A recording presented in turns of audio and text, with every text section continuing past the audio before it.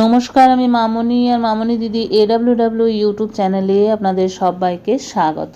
আজ আবারও চলে এসেছি আরও একটি ভিডিও নিয়ে। আজকের ভিডিও হলো পোষণ টেকার আবারও নতুন ভার্সন আপডেট দিয়ে দিয়েছে। তার জন্য সবার প্রথমে আমরা আমাদের প্লে স্টোর ওপেন করব এবং সেখান থেকে দেখে নেব আপডেট বাটনটি আমাদের ফোনে এসেছে কিনা। আপডেট বাটনটি যদি আমাদের ফোনে এসে গিয়ে থাকে তাহলে সবার প্রথমে আমরা আপডেটটি দিয়ে দেব এবং আপডেটটি দেওয়া হয়ে গেলে দেখে নেব ভার্সনটি কত এসেছে।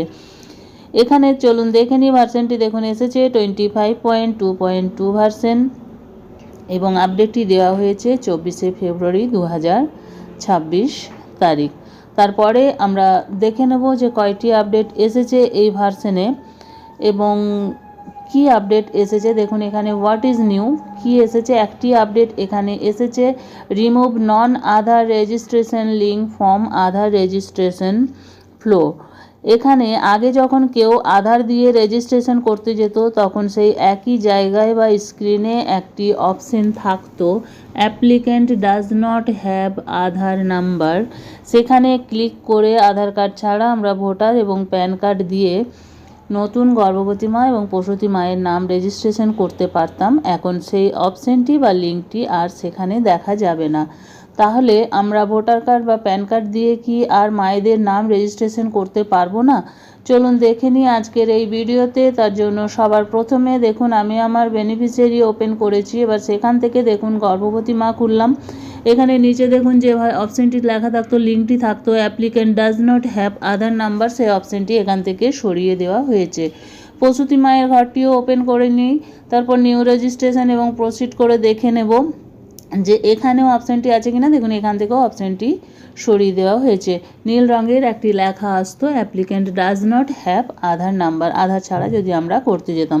তাহলে এখন থেকে আমরা এই অপশনটি কোথায় দেখতে পাবো, কোথায় গিয়ে আমরা আধার নাম্বার ছাড়াও গর্ভবতী মা এবং প্রসূতি মায়ের নাম তাদের আইডেন্টিটি প্রুফ দিয়ে রেজিস্ট্রেশন করতে পারবো, চলুন দেখিয়ে দেবো আজকের এই ভিডিওতে।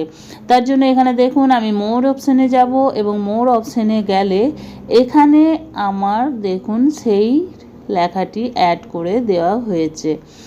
এখানে এই যে একটি অপশন অ্যাড করা হয়েছে, নন আধার বেনিফিশিয়ারি, অর্থাৎ যাদের আধার নেই সেই বেনিফিশিয়ারিকে কিভাবে নতুন রেজিস্ট্রেশন করব।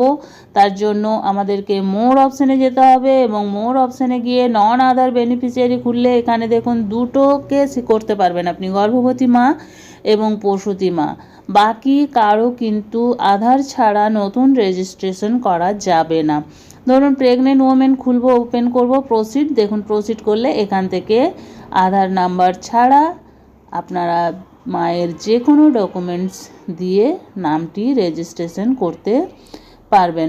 তাহলে এই ভার্সনে লিঙ্কটি শুধু সরিয়ে দেওয়া হয়েছে, তার বদলে মোর অপশানে গিয়ে আপনি এই যে নন আধার বেনিফিশিয়ারিতে গিয়ে মায়ের আধার কার্ড ছাড়া ভোটার প্যান অথবা যে কোনো আইডেন্টিটি প্রুফ দিয়ে আপনারা নতুন গর্ভবতী মা এবং প্রসূতি মাকেই শুধু রেজিস্ট্রেশন করতে পারবেন। তাহলে দিদিরা আপনারা তাড়াতাড়ি আপডেটটি করে নিন। এই ছিল আমার আজকের ভিডিও। ভিডিওটি ভালো লাগলে একটি লাইক করুন, আমার চ্যানেলে নতুন হয়ে থাকলে চ্যানেলটি সাবস্ক্রাইব করুন এবং ভিডিওটি বেশি বেশি শেয়ার করুন যাতে আমাদের অন্যান্য দিদিদের কাছে পৌঁছে যায়।